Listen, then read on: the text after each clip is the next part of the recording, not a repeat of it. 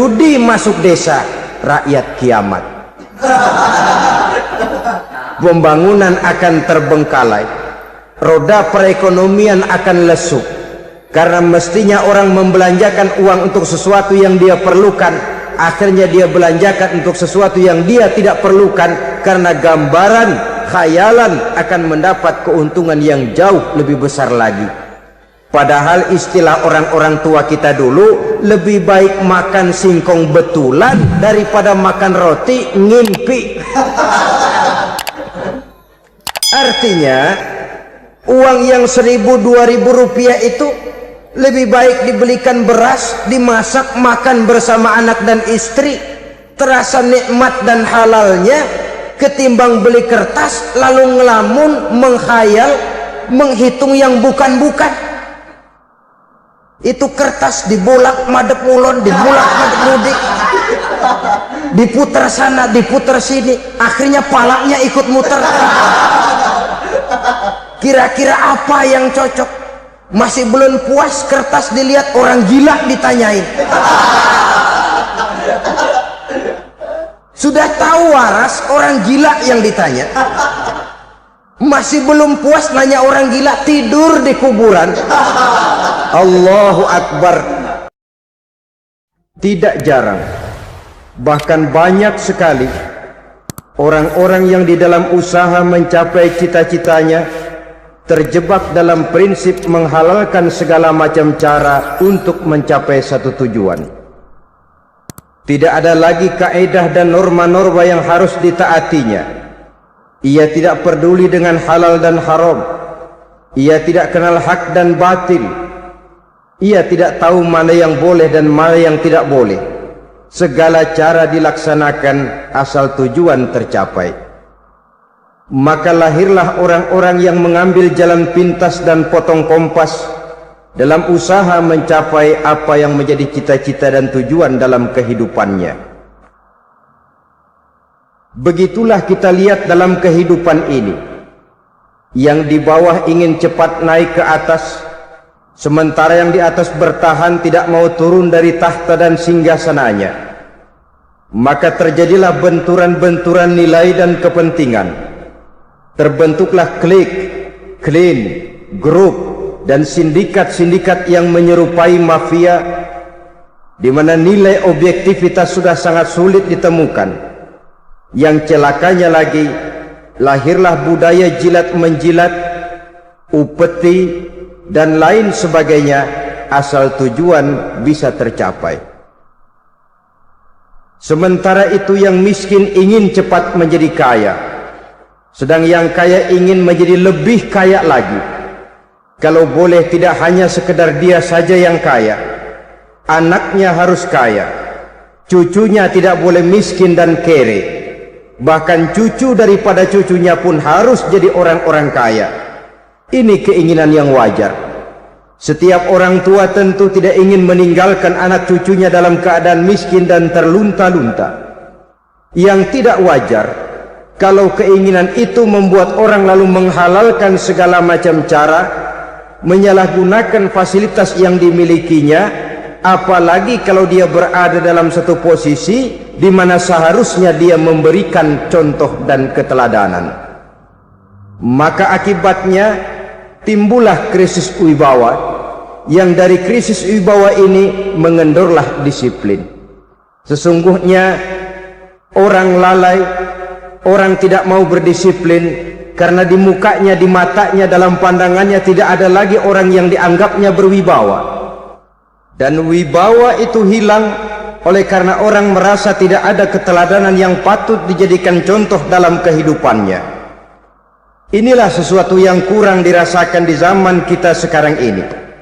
Bukan kurangnya teori, bukan kurangnya segala macam kaedah dan dalil, tetapi yang kita rasakan sekarang ini kurangnya contoh dan keteladanan dari orang-orang yang seharusnya memberikan contoh dan keteladanan itu.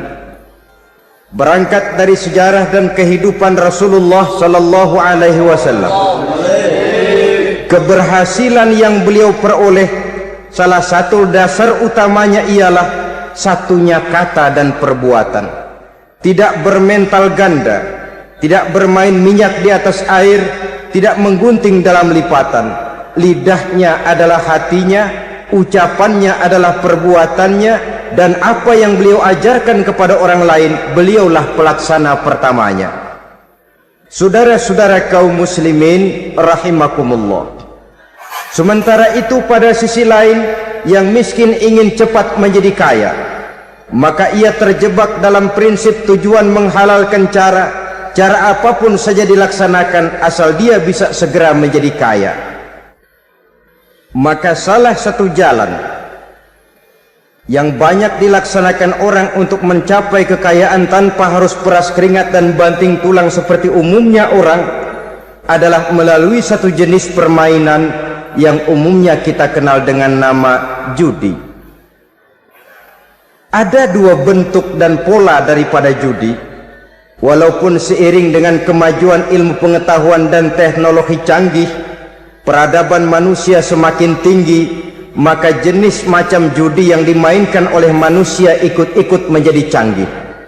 Tetapi pada umumnya ada dua jenis macam judi itu. Pertama, ada judi yang dilakukan secara langsung, dalam arti seorang petaruh berhadapan dengan bandar atau orang berhadapan dengan orang. Dari judi yang dilaksanakan secara langsung ini, efek negatif yang segera bisa kita lihat dengan nyata. Pertama, timbulnya rasa dendam dan permusuhan. Walaupun orang nampak duduk berhadap-hadapan, walaupun kelihatannya mereka tertawa satu sama lain, tapi yakinlah itu cuma sekedar kulit saja. Pikiran yang ada dalam benak tiap-tiap orang yang terlibat dalam perjudian tidak lain ialah bagaimana saya bisa mengalahkan lawan main saya.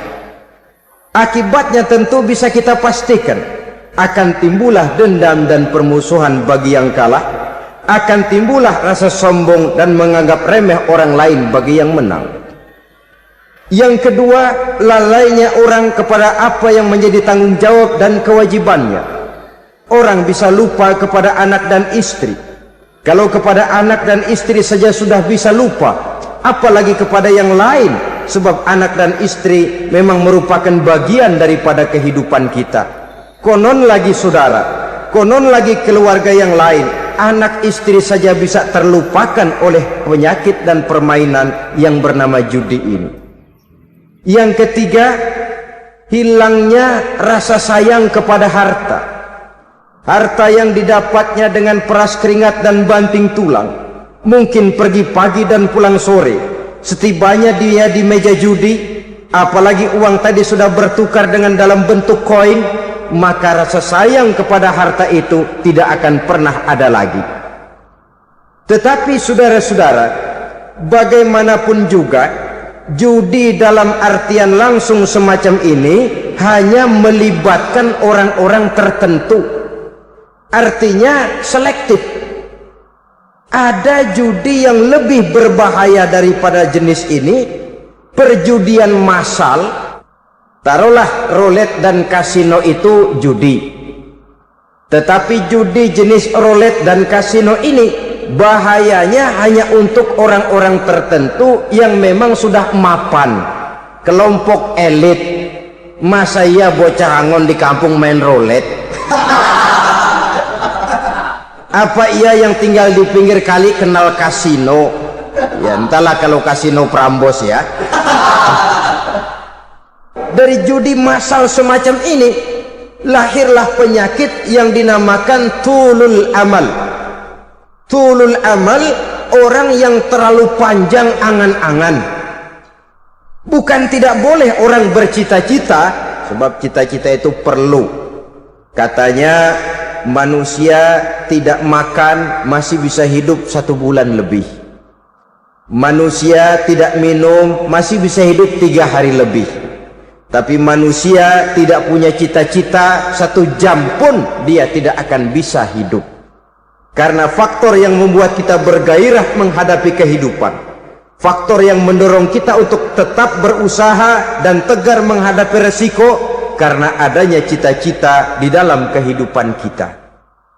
Tetapi cita-cita tanpa direalisir dengan usaha, cita-cita yang tidak berangkat dari kemampuan yang ada, pada akhirnya hanya akan merupakan cita-cita yang mengawang, tidak akan terwujud dalam kenyataan, dan akan membentuk manusia menjadi orang yang tulul amal, panjang angan-angan, terlalu muluk keinginan, tidak berangkat dari kemampuan dan kesanggupan yang ada pada dirinya sendiri. Maka penyakit inilah yang telah menghasilkan dan melahirkan penghayal-penghayal kelas berat, tukang-tukang ngelamun kelas tinggi yang hidup di angkasa luar. Dan sejarah belum pernah mencatat ada orang menjadi kaya karena judi, itu belum pernah. Saudara lihat saja orang kaya yang namanya Adnan Khashoggi, orang kaya yang namanya Henry Ford, orang kaya yang namanya Aristotle Onassis, orang kaya yang namanya David Rockefeller. Itu seluruhnya menjadi kaya bukan karena mereka terlibat dalam perjudian, tapi karena kerja keras, peras keringat, banting tulang. Dan itu dimulai sejak mereka masih remaja. Saudara-saudara kaum muslimin rahimakumullah. Sehingga ada pepatah mengatakan, many a great man start as a newspaper boy, katanya. Banyak orang besar yang mulai pekerjaannya dengan menjual koran. Artinya berangkat dari A. Banyak pengusaha mobil yang memulai pekerjaannya dari tukang cuci mobil, tapi lalu bertahap dan tegar menghadapi kenyataan, sehingga proses demi proses dia hadapi dengan tegar, dengan tabah, dengan sabar, dengan ulet, sampai kepada membuahkan hasil. Kita ingin pintas, kayaknya mau, usahanya tidak mau, senangnya mau, peras keringatnya tidak mau. Ini tentunya akan melahirkan kontradiksi di dalam kehidupan. Maka dari jenis perjudian massal semacam ini lahirlah penyakit tulul amal, panjang angan-angan, terlalu muluk cita-cita.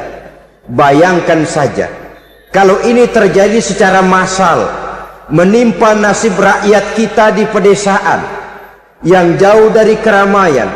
Tiap hari mereka dinabobokkan oleh gambaran tentang akan diperolehnya uang dalam jumlah yang banyak dengan angka nol yang berentet. Tiap hari mereka melihat angka-angka itu. Mereka lambat laun akan terseret dalam arus tulul amal ini. Panjang angan-angan, muluk cita-cita, hanya dengan mengandalkan meja perjudian. Akibatnya timbul penyakit yang kedua, yang ketiga, yaitu malas berusaha. Orang kalau sudah terlalu asik berkhayal, menghitung bintang di langit, malas berusaha.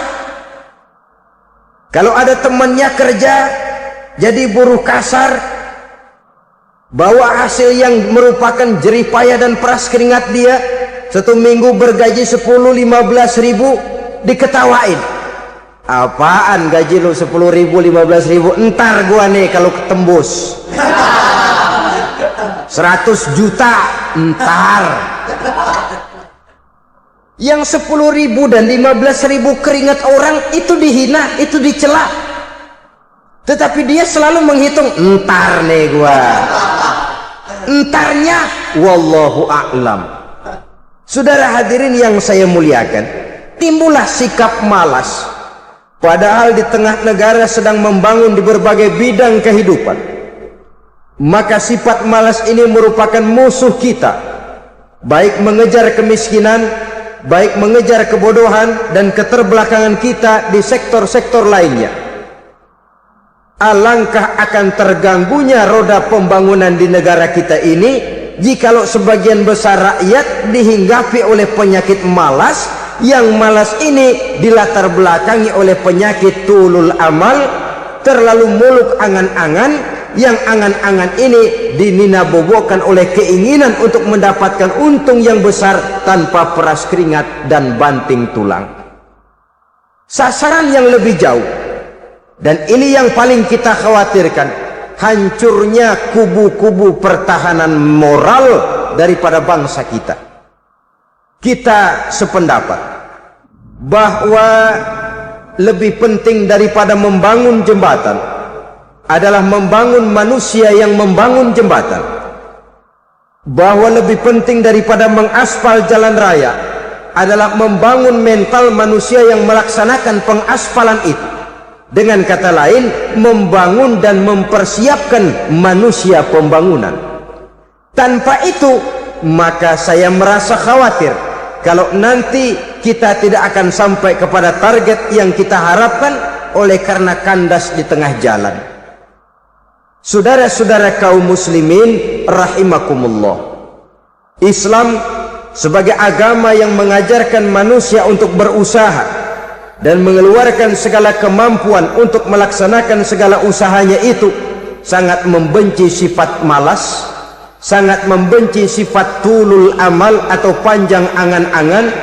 Dan oleh karena judi melahirkan dua sifat itu, Islam sangat menganjurkan pengikutnya untuk menjauhi segala macam jenis perjudian, baik yang terang-terangan maupun yang dilakukan secara samar-samar, tidak ketara, judi canggih sesuai dengan canggihnya teknologi daripada manusia itu sendiri.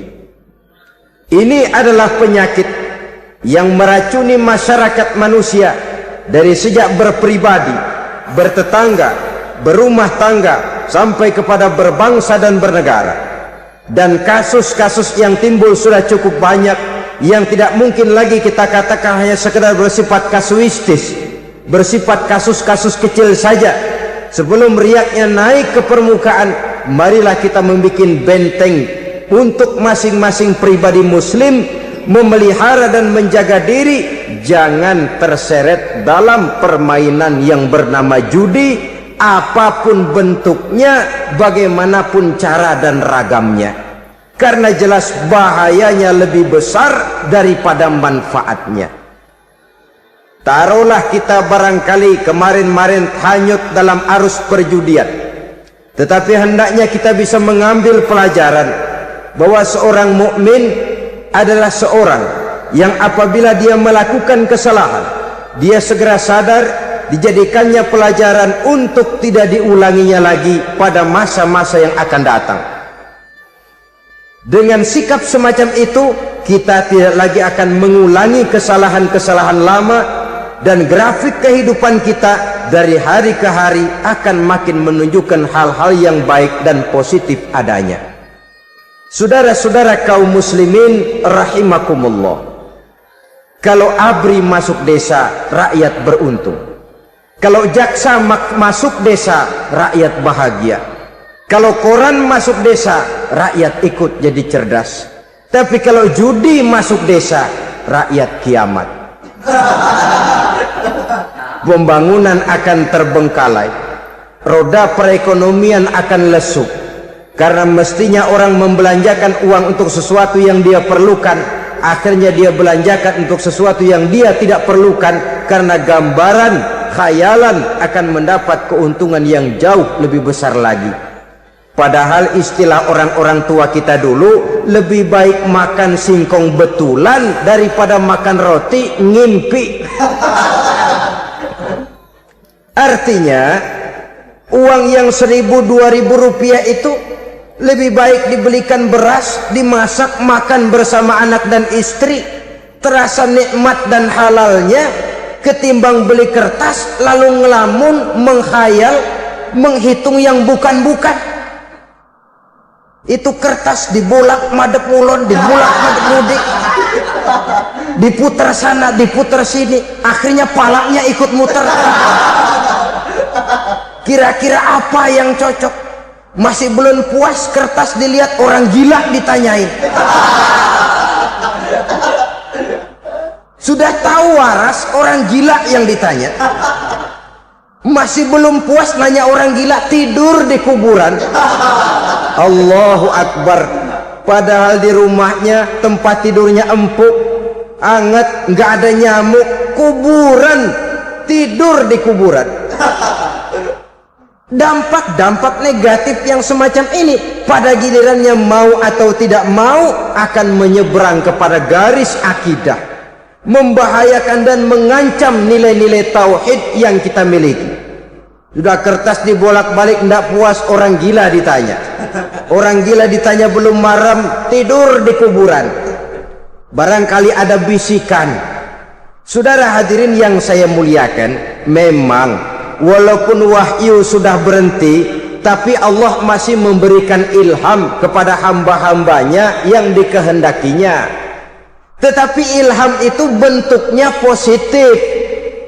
Kalau saudara pagi-pagi berniat, tahu-tahu datang pikiran nanti malam mau ngaji, itu namanya ilham. Kalau saudara sedang merenung, tahu-tahu datang pikiran, saya mau sedekah, itu namanya ilham, bentuknya positif. Tapi kalau ngelamun, tahu-tahu datang pikiran nomor sekian sekian sekian pasang, itu bukan ilham, itu belis.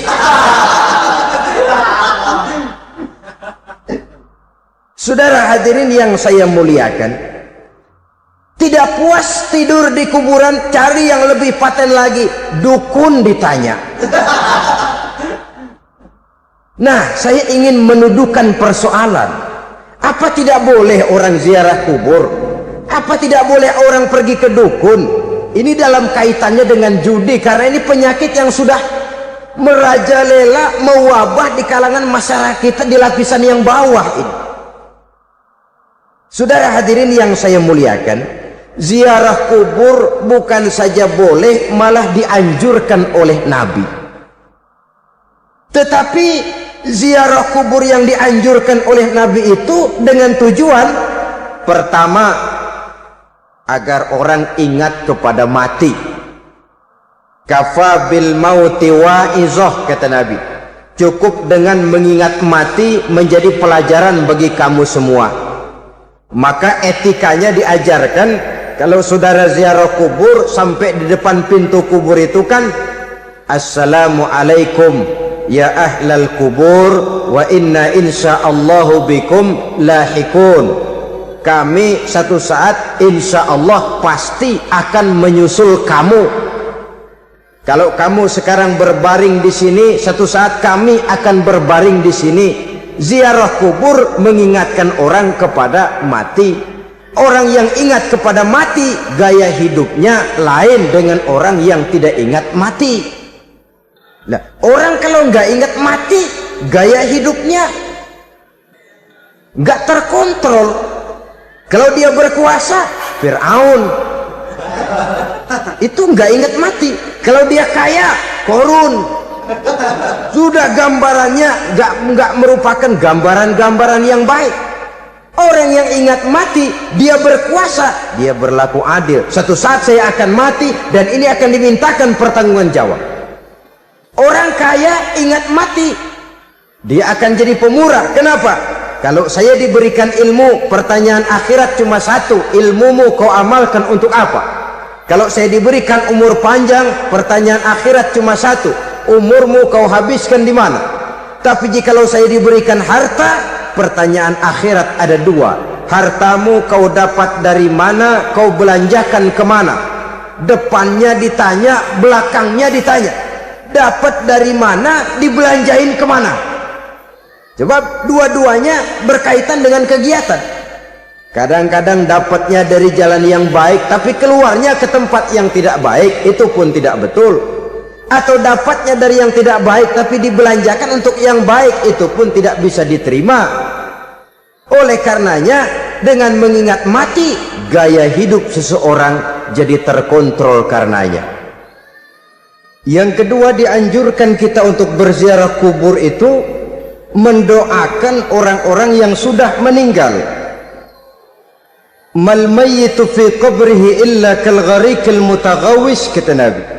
Orang yang sudah meninggal itu di alam barzahnya adalah seperti orang yang tenggelam di lautan, menunggu doa dari keluarganya yang masih hidup. Apakah itu anaknya, kemenakannya, cucunya, dan lain sebagainya.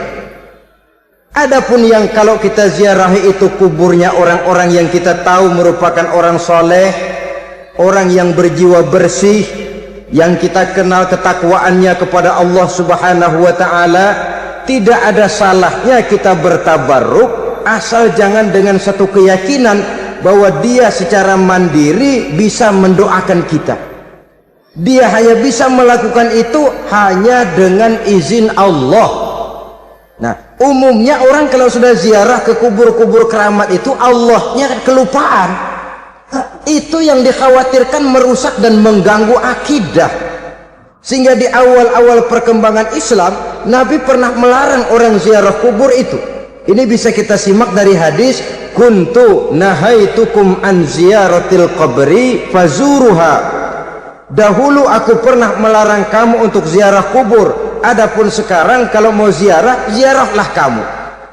Kata-kata dulu aku pernah melarang kamu itu menggambarkan bahwa pada permulaan perkembangan Islam, nilai keimanan para sahabat masih rapuh, masih lemah, masih memerlukan pembinaan. Sehingga kalau mereka sering ke kubur, dikhawatirkan mereka minta kepada kubur. Nah, tetapi tatkala nilai keimanannya sudah mapan, sudah kuat, kata Rasul, fazuruha. Adapun sekarang kalau mau pergi berziarah, ziarahlah kamu. Saudara hadirin yang saya muliakan, jadi jangan melupakan Allah. Saya bisa saja berkata, kalau saya misalnya pakai cincin, lalu saya bilang, saya sejak pakai cincin ini, jangan anak gadis, nenek-nenek ngelihat saya lemes.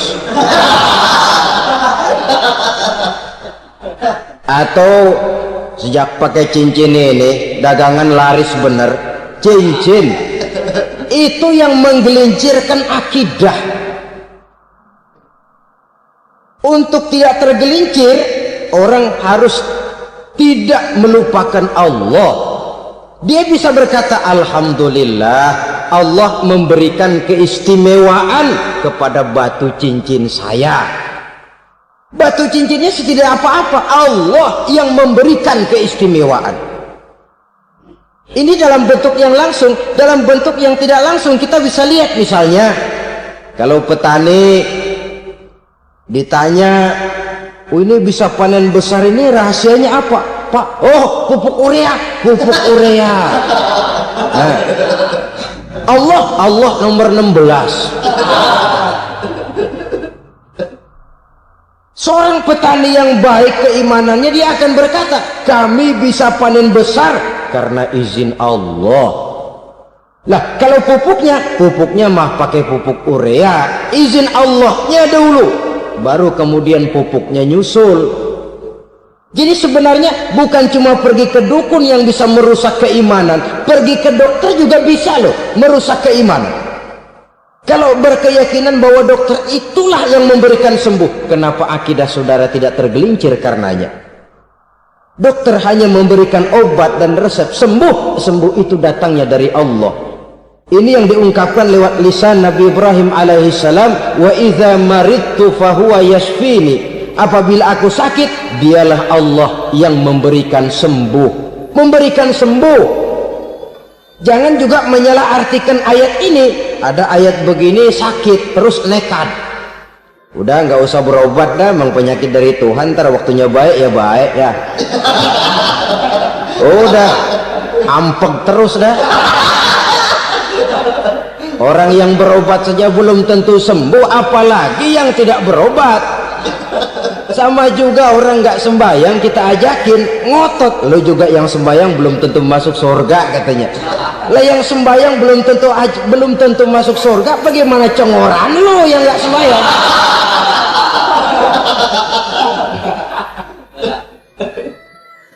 Saudara hadirin yang saya muliakan, kaum muslimin yang berbahagia. Jadi dengan demikian, maka jangan menghilangkan Allah. Kita, ajaran pokok dalam Islam adalah ajaran tentang tauhid. Nah, tauhid ini menyangkut mengesahkan Allah, baik di dalam zatnya, baik di dalam sifatnya, baik di dalam perbuatannya, baik di dalam beribadah kepadanya. Tauhid dalam ibadah itu ada. Tauhid dalam zat artinya zat Allah itu tidak tersusun, tidak terdiri dari bagian-bagian yang bisa dipecah-pecah. Ya seperti kita ini kan ada kepala, ada kaki, ada tangan. Allah tidak tersusun zatnya dari bagian-bagian. Esa zatnya tidak bisa dibagi-bagi. Esa sifatnya artinya Allah itu sifatnya tidak pernah berubah. Sejak dahulu sampai sekarang Allah itu cinta kepada orang beriman yang melakukan kebaikan, dan Allah benci kepada orang kufur yang melakukan kejahatan. Mustahil satu saat Allah berubah. Orang kufur yang berbuat kejahatan didemenin, orang mukmin yang berbuat kebaikan dikeselin. Misalnya tahun 2000 Tuhan giliran jengkel sama orang mukmin. Itu mustahil. Dia esa di dalam sifatnya. Lain dengan sifat kita manusia. Sifat kita ini kan relatif. Ada saatnya kita senang, lain saat yang kita senang betul kita caci maki. Hari ini kita caci maki, besok kita puji. Lihat teman kaya, habis kita omongin, boleh jadi dia kaya. Kenapa? Dukunnya 36. Begitu kita habis caci maki begitu, dia datang ngasih duit sama kita. Cacian itu bisa berubah menjadi pujian. Lu ya emang bukan main dah. Sifat kita itu relatif, bisa terpengaruh oleh situasi dan kondisi.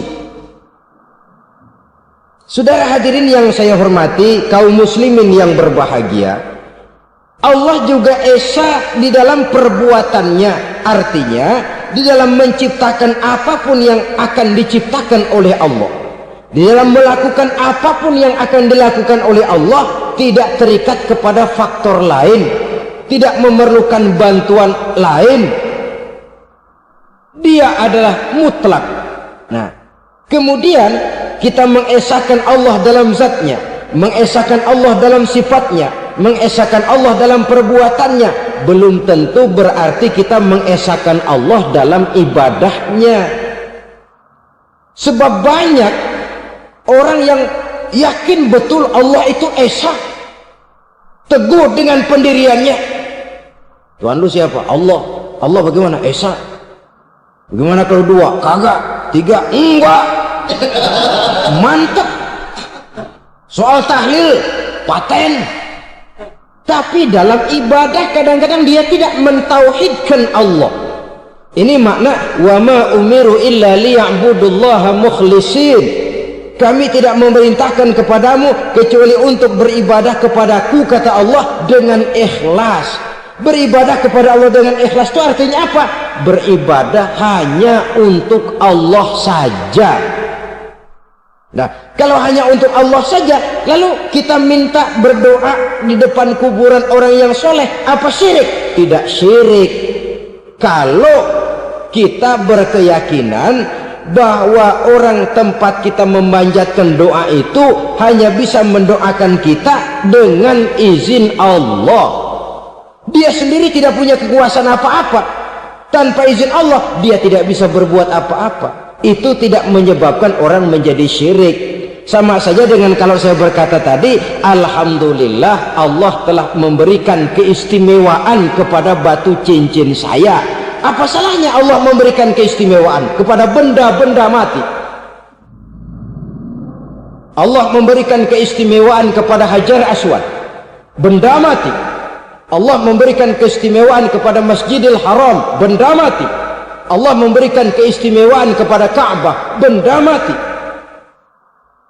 Orang tawaf keliling Ka'bah, sembahyang di Masjidil Haram, sujud menghadap kepada Ka'bah. Apakah jadi syirik? Tidak. Kita tidak menyembah Ka'bahnya, kita menyembah yang punya Ka'bah itu. Nah, di sini kita lihat bahwa fungsi Ka'bah hanya merupakan wasilah. Tapi kalau Allahnya kita hilangkan, jadilah kita penyembah batu. Hanya saja batu itu berbentuk 4 bernama Ka'bah. Sa'i, orang yang melaksanakan haji, lari-lari antara Safa dan Marwah, amalan apa itu? Seakan-akan kita menghormati bukit-bukit, gunung-gunung. Tapi bukan itu yang kita tuju dalam pelaksanaan sa'i itu. Yang kita tuju adalah ini perintah Allah. Allahnya yang diutamakan. Maka hal semacam ini tidak menyebabkan orang menjadi syirik dan tergelincir dari tauhid. Tapi kalau ziarah kubur dengan niat cari buntutan, cari nomor yang cocok, ini niatnya saja sudah salah. Nah, kalau berangkat dengan niat yang salah, sampai di sana saya yakin seyakin-yakinnya amalannya pasti salah. Lah, kubur yang diziarahin bukan kubur orang soleh. Ya mana ada orang soleh ngasih kode buntut. Ada juga orang salah, bukan orang soleh itu. Kadang-kadang dia nggak tahu kuburan siapa, nongkrong aja di situ. Memang sulit, saudara-saudara. Mental ya, namanya mental. Kalau memang mental sudah mental judi, apa saja bisa dijudiin. Jadi orang nggak perlu sebenarnya pemerintah terlalu gini, nggak usah. Kembali saja kepada mental. Kalau mental memang sudah mental judi, apaan aja bisa dijudiin. Pulang tengah malam nabrak babi, babi yang keluar nih.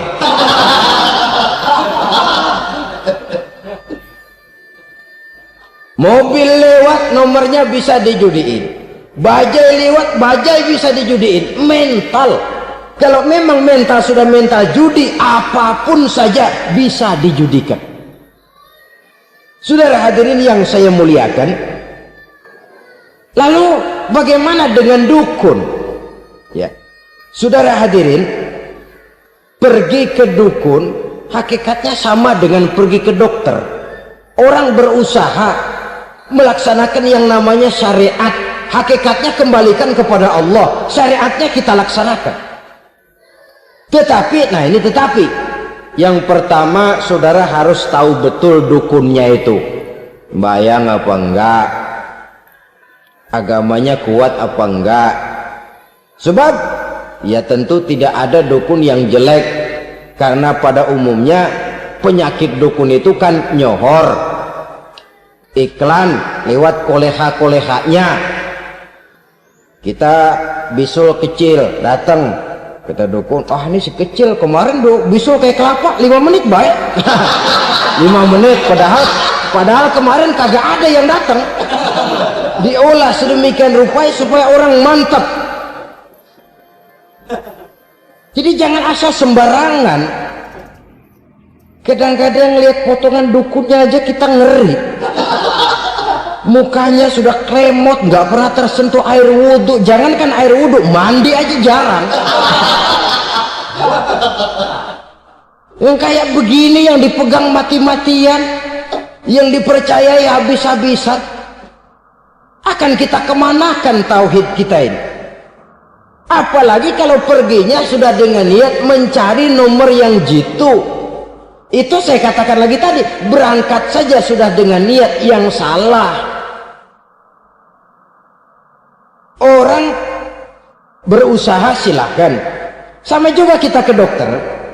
Oleh dokter kan setelah diperiksa penyakit kita, lalu dianalisa, oh ini penyakitnya ini. Kemudian diberikan obat. Lah, obat itu kan tentu ada aturan minumnya tuh. Yang kapsul ini sehari 3 kali, yang tablet ini sehari 2 kali. Kalau kita minumnya kelebihan, overdosis namanya. Saking pengen cepet baik, sekali minum 10 tablet. Ya memang nggak sakit-sakit lagi, tapi nggak hidup sudah. Habis. Kita pun dalam melaksanakan amalan hidup beragama begitu. Saudara datang kepada kiai, orang-orang soleh, meminta amalan, wiridan, itu jangan sampai overdosis. Tidak sesuai dengan kemampuan pribadi. Wong masih SD sudah minta matematika kelas SMP, celeng. baru SMP sudah minta diajarkan filsafat kelas perguruan tinggi, semaput. Kenapa? Daya tampungnya nggak kuat. Emang ukuran secangkir, minta disiin seember, ya luber.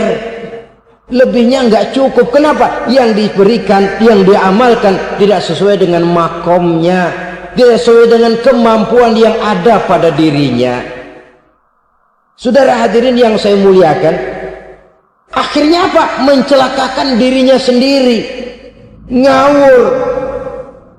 Baru sembahyang seminggu udah ngaku ketemu malaikat. Oh, sembahyang ditemenin malaikat lah, sembahyang baru seminggu mulai tuh malaikat iseng amat. Ya walaupun kalau Allah izinkan tidak mustahil, tapi kan tidak logik. Orang yang melaksanakan ibadah puluhan tahun memerlukan riyadhah dan latihan, khusyuk dan tawadhu, penuh tazallul, merendahkan diri di hadapan Allah, belum tentu mendapat karunia yang semacam itu. Saudara hadirin yang saya muliakan, jadi dengan kata lain, yang pertama, lihatlah dulu kualitas dukun yang akan saudara datangi itu. Ini kualitas black apa kualitas white, aspal apa cat putih, sehingga jangan sampai kita salah pilih. Sebab biasanya orang kalau sudah hanyut di kali, rumput pun dia pegangin. Dia tahu kalau rumput tidak akan bisa menahan bobot badannya, tapi karena posisinya posisi terjepit, rumput pun dia pegang. Ini satu gambaran psikologis betapa orang dalam keadaan panik, kepepet, kejepit, yang tidak mestinya dipegang pun akan dipegangnya juga. Walaupun dia tahu itu tidak akan bisa menahan bobot badannya, namun dipegangnya juga. Oleh karenanya, yang pertama, lihat dulu kualitas dukunnya. Yang kedua, saudara-saudara, jangan berkeyakinan bahwa dukun itulah yang memberikan permintaan saudara. Si dukun hanya bisa dengan izin Allah. Nah ini kuncinya. Kalau izin Allahnya dihilangkan, dan ini yang jarang. Biasanya kalau kita diajak ke dukun, di sono aja no paten banget, abah ano, abah ini, abah ano, abah. Lah, lalu pikiran kita kan terfokus. Dikala itulah kita mulai menyampingkan Allah. Di situ yang dikhawatirkan nilai tauhid kita jadi tergoyah karenanya. Bahwa orang yang kita datangi, yang kita kenal kesolehan dan ketakwaannya, hanya bisa memberikan pertolongan dengan izin Allah. Dengan izin Allah dia doakan kita dan doanya kabul. Dengan izin Allah dia penuhi hajat kita dan hajat kita jadi terlaksana, jadi kenyataan dengan izin Allah. Sebab Allah itu memberikan keistimewaan. Ada waktu istimewa, ada tempat istimewa, ada jam istimewa. Kenapa sih sedekah hari Jumat dengan sedekah hari Kamis pahalanya kok lebih besar hari Jumat? Karena itu waktu istimewa. Kenapa untuk sembahyang sunnah dianjurkan sepertiga malam yang terakhir? Karena itu waktu istimewa. Kenapa doa di multazam, di dekat Hajar Aswad, di Hijr Ismail, di Raudhah dikabulkan Allah? Karena itu tempat istimewa. Memang kadang-kadang ada orang berkata, kalau mau berdoa kenapa mesti di kuburan wali? Di rumah juga berdoa, Tuhan dengar. Betul, Tuhan dengar, bahkan tidak berdoa pun Allah tahu isi hati kita. Tapi soal dikabulkan atau tidak, itu hak Allah. Dan Allah memberikan fasilitas kepada tempat-tempat tertentu dan istimewa. Dan itu diajarkan oleh Nabi. Di Raudhah perbanyak doa. Kenapa? Itu tempat yang mustajabah. Artinya Allah memberikan keistimewaan kepada tempat-tempat tertentu. Dalam konteksnya dengan ini, makom para aulia, para wali, para ulama soleh, tidak ada salahnya kita berdoa di sana, bertawassul. Bukan meminta kepada si kiai, bukan meminta kepada si ulama, bukan meminta kepada si wali, meminta kepada Allah melalui tempat yang orangnya kita yakin dekat dengan Allah. Walaupun Allah tidak memerlukan perantara, itu jelas. Allah tidak memerlukan calo, memang. Tapi Allah menyediakan waktu dan tempat-tempat istimewa, itu harus kita manfaatkan untuk mendekatkan diri dan berdoa kepadanya. Saudara-saudara kaum muslimin rahimakumullah, saya kembali dalam konteksnya dengan dukun yang akhir-akhir ini jadi populer karena merajalelanya judi sampai kepada desa-desa, pedesaan-pedesaan terpencil, yang akibatnya menjauhkan orang dari nilai tauhid. Padahal benar kalau orang berkata kazabal munajjimun walau sodaku, tukang-tukang ramal itu bohong walaupun benar. Kalaupun betul, kebetulan. Itu maksudnya bohong walaupun betul, betulnya betul kebetulan. Maka para remaja itu biasanya gemar kepada membaca bintang Anda minggu ini, kan begitu toh? Nah, apa Aries, apa Virgo, apa Leo dan sebagainya, dan itu memang menarik untuk dibaca. Rezeki sebelah kulon, asmara anget. Saudara hadirin, hal yang semacam ini boleh saja untuk dibaca, tapi tidak untuk diyakini kebenarannya. Boleh saja untuk dibaca, tapi tidak untuk diyakini kebenarannya.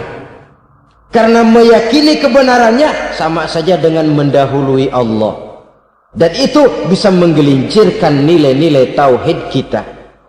Tauhid dalam ibadah, saya katakan tadi, menyembah hanya kepada Allah, bermohon hanya kepada Allah dengan menggunakan fasilitas-fasilitas yang disediakan oleh Allah, baik berupa waktu maupun tempat-tempat tertentu dan orang-orang. Ya, kalau waktu dan tempat saja ada yang diberikan keistimewaan oleh Allah, padahal tempat itu benda mati, apalagi manusia yang merupakan makhluk hidup. Saudara hadirin yang saya muliakan, saudara-saudara kaum muslimin yang berbahagia, sehingga dengan demikian kita tetap menjaga nilai-nilai akidah, dan dengan ini syariat kita laksanakan tanpa membuang hakikat. Sebab hakikat tanpa syariat itu kosong, syariat tanpa hakikat juga tidak ada tujuan. Yang penting hati bersih, nggak sembahyang nggak apa-apa. Mana bisa begitu, Mas?